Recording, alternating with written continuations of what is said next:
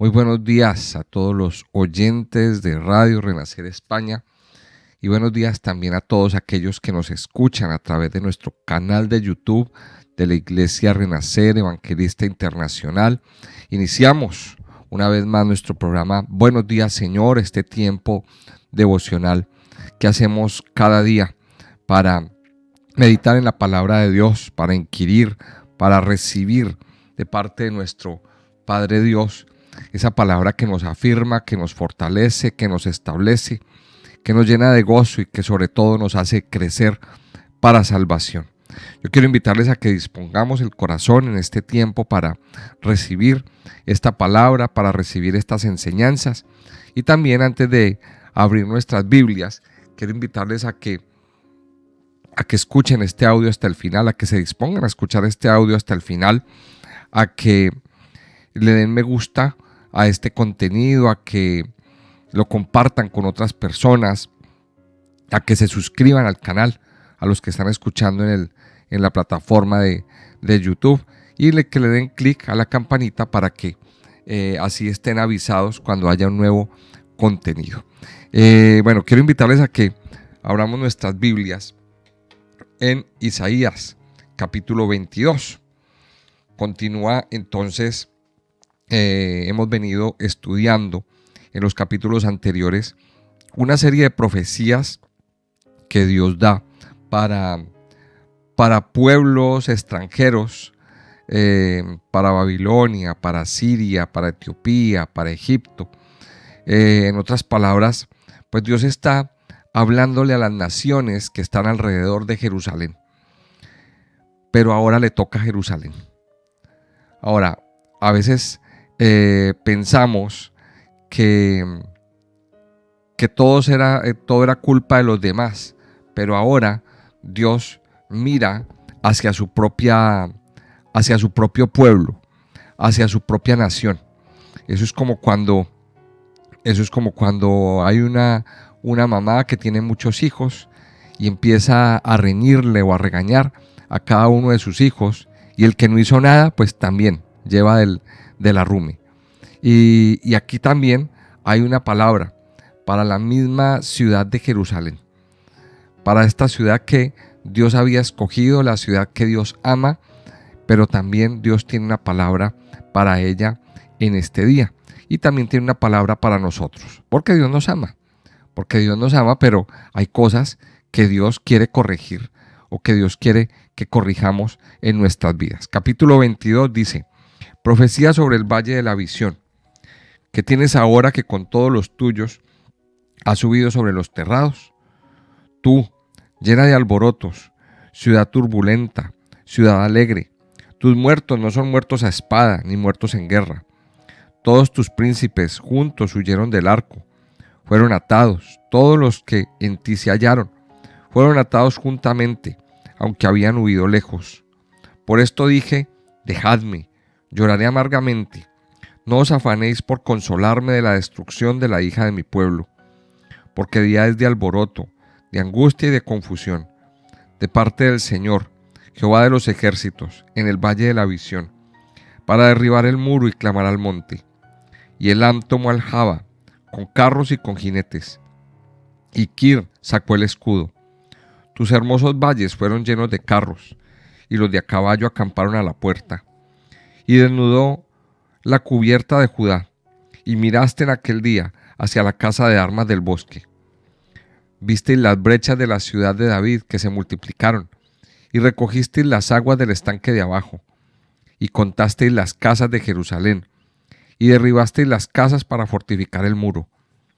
Hicisteis foso entre los dos muros, para las aguas del estanque viejo, y no tuvisteis respeto al que lo hizo, ni mirasteis de lejos al que lo labró. Por tanto, el Señor Jehová de los ejércitos llamó en este día a llanto y a endechas, a raparse el cabello y a vestir cilicio.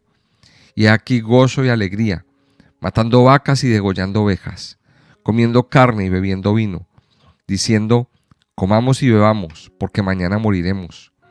Esto fue revelado a mis oídos de parte de Jehová de los ejércitos, que este pecado no os será perdonado hasta que muráis, dice el Señor, Jehová de los ejércitos. Y bueno, y aquí en esta primera parte, pues Dios da un mensaje a Jerusalén. Dios le da un mensaje a Jerusalén y vamos a entrarnos en contexto. Este capítulo sucede después de la invasión de Sennacherib. ¿Qué fue la invasión de Sennacherib? Bueno, resulta que los asirios empezaron a conquistar todo, a arrasar con todo, y llegaron a Israel, al reino del norte, acabaron con Damasco, se tomaron Egipto, se tomaron Etiopía. O sea, ellos eran como una especie de aplanadora que todo lo iba aplanando, todo lo iba destruyendo a su paso. Era cuestión de tiempo que llegaran hasta las mismas puertas de Jerusalén, y así lo hicieron. Llegaron hasta las mismas puertas de Jerusalén, y cuando están a las puertas, la ciudad estaba muy fortificada, le envían unas cartas al rey Ezequías. Este Sennacherib le envía unas cartas al rey Ezequías con unas palabras bastante fuertes de menosprecio, de blasfemias delante de Dios, palabras muy duras. También dice unas palabras muy duras frente al muro, frente a la gente que está postada ahí frente al muro para desanimarlos. El rey Ezequías coge esas cartas y lleva esas cartas al templo, se las presenta al Señor, las pone delante del altar de Dios y le dice: Dios, mira lo que están diciendo, mira las cosas como están pasando. Y Dios simplemente efectúa un milagro bien grande. Y es que esta toma no se puede hacer. Dios envía esa noche un ángel, ojo, en la noche, Dios envía un ángel que devasta el campamento de los asirios y mata a 185,000 asirios en una noche. Y todo eso se desbarata. En otras palabras, Dios efectúa él solo una victoria sobre este asedio de Jerusalén. Una de las cosas que hizo Sennacherib fue desafiar a Dios y diciéndole a la gente, bueno, ¿qué les hace pensar los dioses de Damasco, los dioses de Egipto, los dioses de todas esas naciones no pudieron salvarlos? ¿Qué les hace pensar a ustedes que su Dios no va a caer? Pero Dios es más poderoso y demostró todo su poder. Total que Dios le salvó. Total que hubo un milagro, hubo una salvación que Dios hizo, un milagro muy sobrenatural. Y se podía pensar que en ese momento, pues el pueblo iba a entender el propósito de Dios, o más bien iba a aprender la lección. ¿Por qué cayó Israel? Por el pecado. Dios juzgó al reino del norte por el pecado, y ellos cayeron en la mano de los asirios por el pecado, porque se alejaron de Dios. Judá también estaba alejado de Dios. Había tenido un tiempo de alejamiento, pero se podía pensar que después de eso, pues ellos iban a empezar a caminar en arrepentimiento, en un nuevo estilo de vida, y no lo hicieron. Entonces, aquí es donde viene Isaías a preguntar: ¿qué tienes ahora que con todos los tuyos has subido sobre los terrados? En Israel hay una costumbre arquitectónica, es que no hay patios. Los patios son las terrazas. Entonces, ahí en las terrazas es donde se hace la fiesta, ahí en las terrazas es donde se hace donde se hacen los agasajos, donde la gente se reúne a bailar, a alegrarse, etcétera, etcétera. Y entonces pregunta el Señor: ¿qué tienes ahora que con todos los tuyos has subido sobre los terrados? Tú, llena de alboroto, ciudad turbulenta, ciudad alegre, tus muertos no son muertos a espada, ni muertos en guerra. Tus príncipes huyeron del arco, fueron atados. Todos los que en ti se hallaron fueron atados juntamente, aunque habían huido lejos. ¿Qué estaba viendo Isaías? Isaías estaba viendo la segunda invasión, la invasión de los babilonios. Una invasión que fue más o menos 100 años después. Isaías estaba viendo que no era motivo de alegrarse, no era motivo de estar feliz, era motivo ¿de qué? De tristeza. Isaías estaba viendo con profunda tristeza cómo la ciudad estaba siendo destruida, estaba siendo acabada. O sea, Isaías estaba en otro nivel, viendo otra cosa, mientras la ciudad estaba celebrando, mientras la ciudad estaba llena de alegría, llena de alboroto, llena de fiesta. Isaías les dice, por eso dice el versículo 4, por esto dije, dejadme, lloraré amargamente, no os afanéis por consolarme de la destrucción de la hija de mi pueblo. Porque el día es de alboroto, de angustia y de confusión, de parte del Señor de los ejércitos, en el valle de la visión, para derribar el muro y clamar al monte. Isaías está viendo destrucción. Mientras los demás están viendo, están llenos de alegría, Isaías está viendo cómo la gente no se ha arrepentido, cómo la gente no ha hecho lo que tenía que hacer. Eso es lo que nos dice aquí. Dice el versículo 6 y 7. Elán tomó Aljaba con carros y con jinetes, y Kir sacó el escudo. Tus hermosos valles fueron llenos de carros, y los de a caballo acamparon a la puerta. O sea, Isaías está viendo cómo los invaden nuevamente, cómo vuelven otra vez esa cantidad de ejércitos a llenar los valles, a llenar las ciudades. Isaías está presenciando ante sus ojos una invasión mucho más numerosa, mucho más grande. Dice el versículo 8, y desnudó la cubierta de Judá, y miraste en aquel día hacia la casa de armas del bosque. ¿Qué es la cubierta de Judá? El templo. O sea, en otras palabras, Isaías está viendo cómo destruyen el templo. Y cuando el templo es destruido, el templo que es la cubierta de Dios, que es lo que les da la cobertura espiritual, la protección espiritual, pues entonces dice que desnudó la cubierta de Judá y miraste en aquel día hacia la casa de armas del bosque. Esa casa de armas del bosque parece ser que era un fortín, un arsenal, una casa que construyó Salomón, llena de armas en el bosque para aprovisionarse en caso de este tipo de invasiones. Y aquí nos relata el capítulo del versículo 8 en adelante, nos relata que ellos fueron a la casa del bosque, organizaron el estanque de abajo, dice que cambiaron el estanque de lugar para proteger el agua, para no quedarse sin agua. Ellos vieron que habían brechas en el muro y tumbaron algunas casas para arreglar ese muro. Bueno, ellos se pusieron a hacer muchas cosas, pero aquí dice que ellos hicieron tantas cosas, pero que no tuvieron respeto por el que lo hizo, ni miraron de lejos al que lo labró. Y aquí sucede algo bien grande en la vida del ser humano. Y es que entre más recursos hay, entre más bienes tiene el hombre, entre más bienes tiene el ser humano, pues se le olvida quién fue el proveedor, quién fue el que dio esa provisión, quién es el que da la provisión para el hombre. Y ahí es donde Dios tiene que venir a quitar las cosas, donde Dios tiene que venir a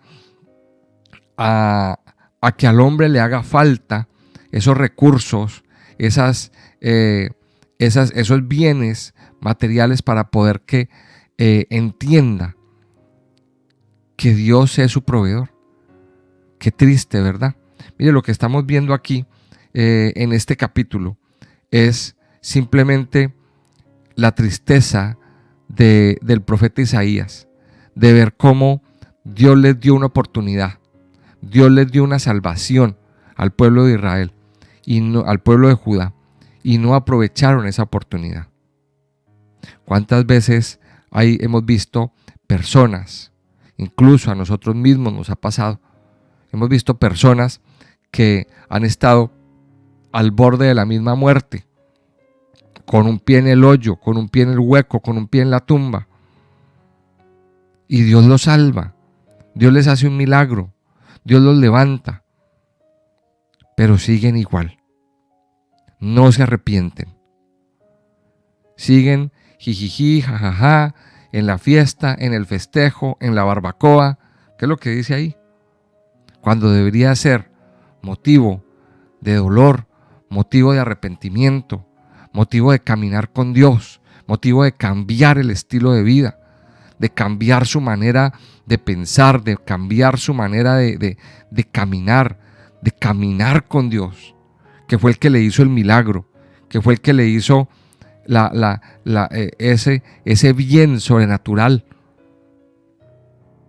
Mire qué era lo que le estaba sucediendo al pueblo de Jerusalén. Que ellos no entendieron. Dios les dio una oportunidad y ellos siguieron como si nada. Si usted mira la historia en Crónicas y en el libro de Reyes, ahí nos encontramos de que junto con el rey Ezequías, en el tiempo del rey Ezequías hubo un gran avivamiento. El rey Ezequías abrió el templo, el rey Ezequías volvió a organizar los oficios religiosos y la gente volvió otra vez a celebrar la fiesta de la Pascua, volvió otra vez, se hizo un fiestón delante de Dios, pero no fiesta de guachafita, no, una fiesta delante de Dios. Se celebró la fiesta de la Pascua, se hicieron muchos sacrificios, la gente volvió otra vez a conectarse con el Señor. Pero ¿qué pasó? Volvieron otra vez a entrar en decadencia. Después de Ezequías viene un rey llamado Manasés, que fue quizás el peor de todos los reyes, de toda esa línea de reyes de Judá. Un rey muy pagano, un rey agorero, un rey idólatra, un rey que hizo y deshizo. De hecho, se dice que fue el que ejecutó al profeta Isaías. Lo puso entre dos tablas de madera y lo partió en dos. Un rey muy malo. Y a partir de ahí, toda esa línea de reyes que le siguen fueron unos reyes bastante pésimos, que nunca hicieron un llamado al arrepentimiento de su pueblo. Nunca hicieron nada para que su pueblo volviera. Y el pueblo seguía idolatrando. Y eso es lo que ve Isaías.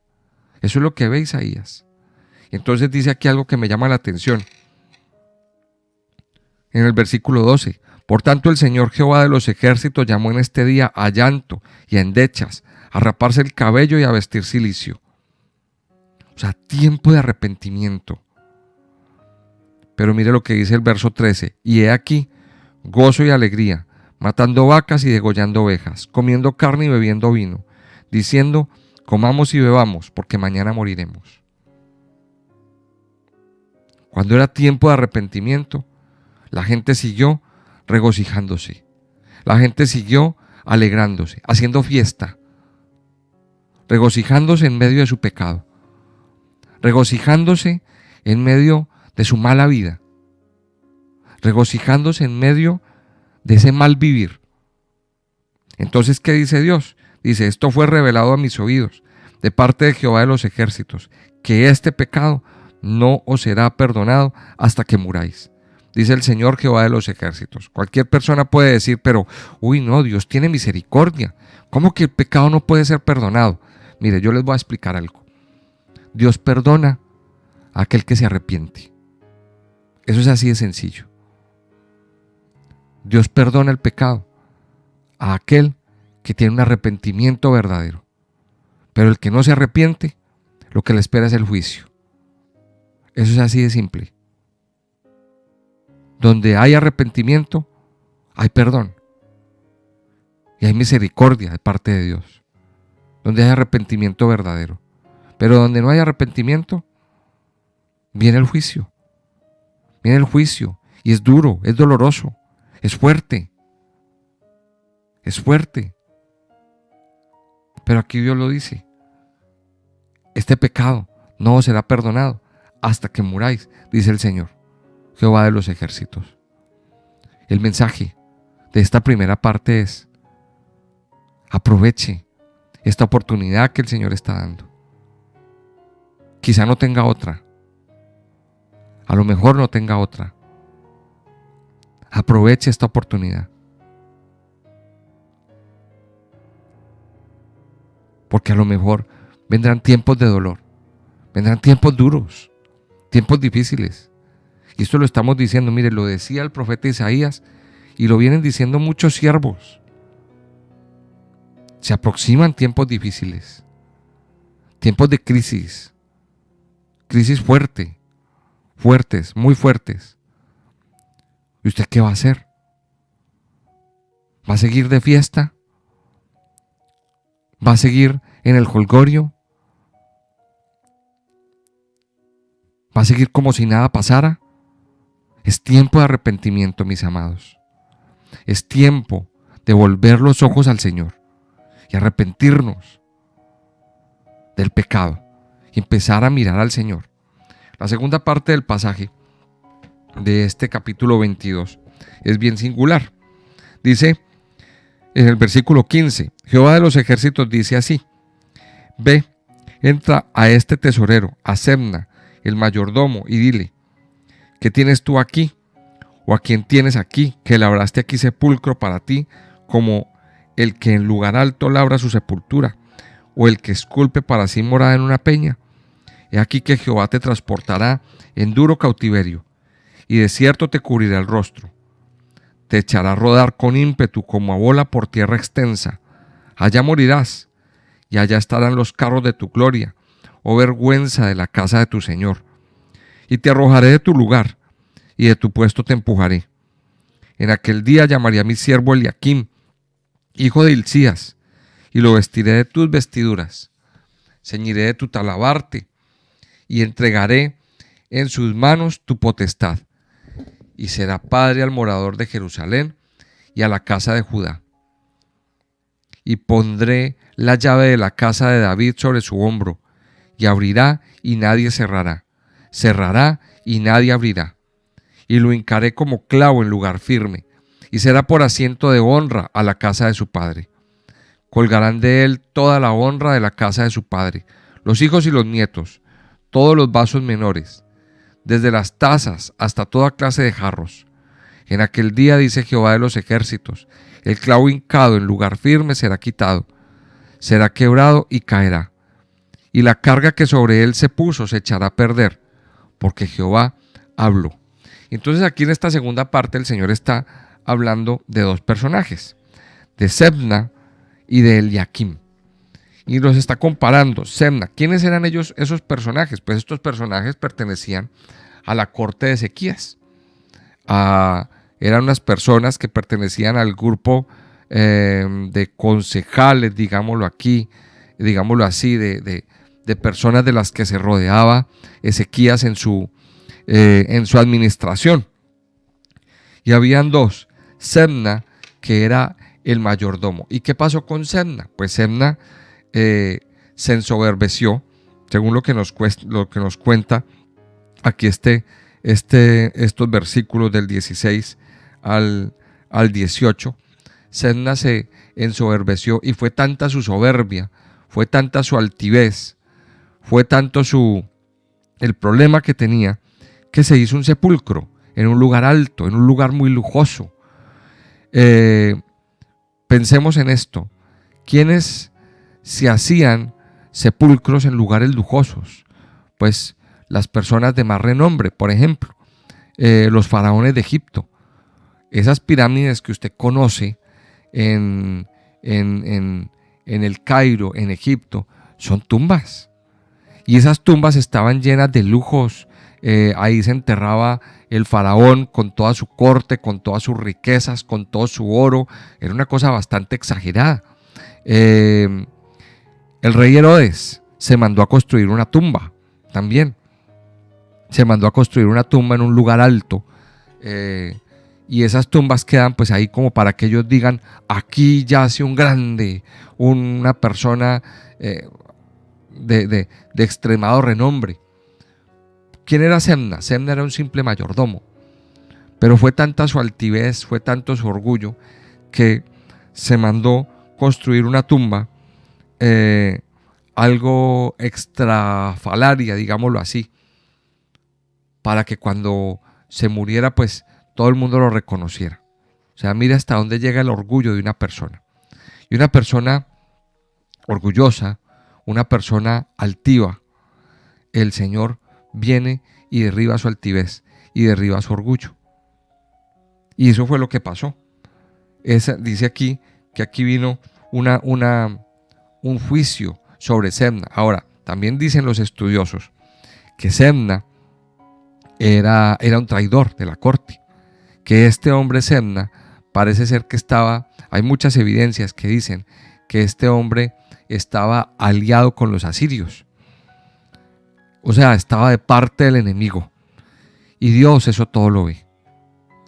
O sea, el enemigo estaba metido en su corazón, el enemigo estaba metido en su corazón, el enemigo estaba ahí, y Semna estaba de parte de los asirios, y Dios todo lo ve.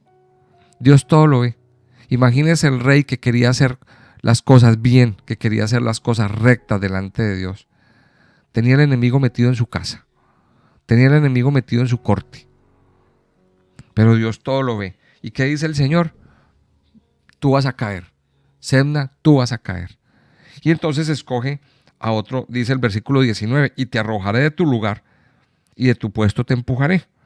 Y en aquel día llamaré a mi siervo Eliaquim, hijo de Hilcías, y dice aquí una profecía muy bonita para Eliaquim. Dice, y lo vestiré de tus vestiduras, y lo ceñiré de tu talabarte, y entregaré en sus manos tu potestad, y será padre al morador de Jerusalén y a la casa de Judá. O sea, Eliaquim era un siervo.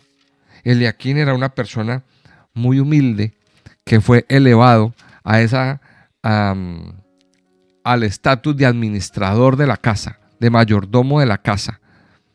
Y claro, como mayordomo recibió las llaves de la casa. O sea, este hombre tenía en su mano la llave de la casa de David. Ahora, muchos ven en este Eliaquim un tipo del Mesías. Muchos ven en Eliaquim un tipo del Mesías. Y dice, por lo que dice el versículo 22, y pondré la llave de la casa de David sobre su hombro, y abrirá, y nadie cerrará, y cerrará, y nadie abrirá. Y estas son palabras que también se repiten en el Apocalipsis, en las palabras que Dios le da a la iglesia de Filadelfia. ¿Y quién es el que tiene la llave? Que abrirá y nadie cerrará, y cerrará y nadie abrirá. Es el Señor. O sea, que hay una conexión. Que este Eliaquim es un tipo del Mesías. Y entonces aquí vamos también a destacar una lección bien grande. El Señor Jesús tiene la llave de David. Una llave para abrir puertas que nadie cerrará. Él es el que tiene la llave para abrirle puertas a usted, que nadie cerrará. Pero también la llave para cerrar puertas que nadie va a abrir. En otras palabras, hay puertas que se abrirán. El Señor abrirá puertas para su vida. Pero también hay otras puertas que se van a cerrar. Esas puertas de maldición, esas puertas de cautividad, esas puertas por donde entran las cosas malas, serán cerradas. A veces nosotros, en nuestro afán, en nuestro pecado, hemos abierto puertas por donde ha entrado la maldición a nuestras vidas. Vamos a pedirle al Señor hoy que nos ayude a cerrar esas puertas. Esas son las puertas que el Señor cerrará y nadie más podrá abrir. El Señor abre puertas que nadie cerrará, pero también cierra puertas que nadie abrirá. Él es el que tiene la llave. Él es el que tiene el principado sobre su hombro. Él es el admirable, el consejero, el príncipe de paz.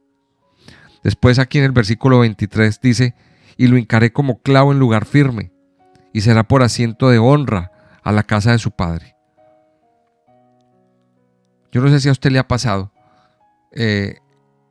que usted ha puesto un clavo en la pared para colgar algo y ese clavo simplemente está mal puesto y se cae con todo lo que hay, ahí. Yo recuerdo que yo cuando era joven tenía una guitarra y puse la guitarra en el clavo. Era mi primera guitarra que tenía. Puse la guitarra ahí en el clavo y ahí estuvo siempre hasta que un buen día ese clavo se cayó y la guitarra se hizo añicos. El clavo en el lugar firme es el Señor. El clavo que soporta todo el peso, toda la carga de nuestra vida es el Señor. En otras palabras, cuelgue su vida de ese clavo. Cuelgue su vida de ese clavo que nunca se va a caer, de ese clavo que nunca se va a soltar. Es lo que nos dice aquí. Colgarán de él toda la honra de la casa de su padre, los hijos y los nietos, todos los vasos menores, desde las tazas hasta toda clase de jarros.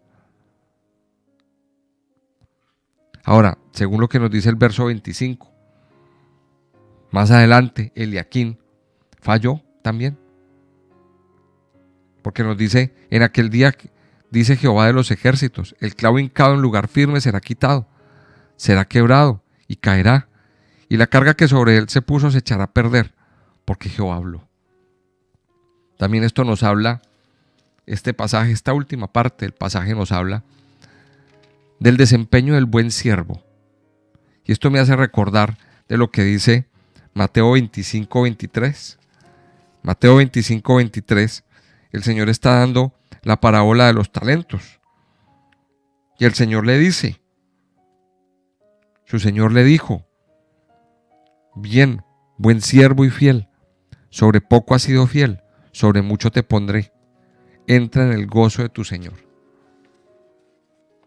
Al siervo que es humilde, al siervo que sirve con humildad, al siervo que no está mirando por ganancias deshonestas, al siervo que administra bien la palabra de Dios, que administra bien los recursos que el Señor da, el Señor lo eleva a lugares altos.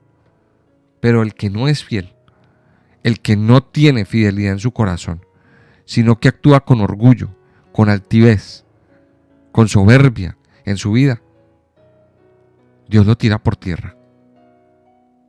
Dios lo tira por tierra. Recordemos estas lecciones que hemos aprendido el día de hoy. Dios nos llama a tener un arrepentimiento verdadero, arrepentirnos de nuestros pecados. Pero también Dios nos llama a ser siervos fieles, a ser siervos humildes y a entender de que el siervo de siervos, que fue el Señor Jesucristo, fue el más humilde de todos, el que nos dio el ejemplo más grande de humildad delante de nuestros ojos.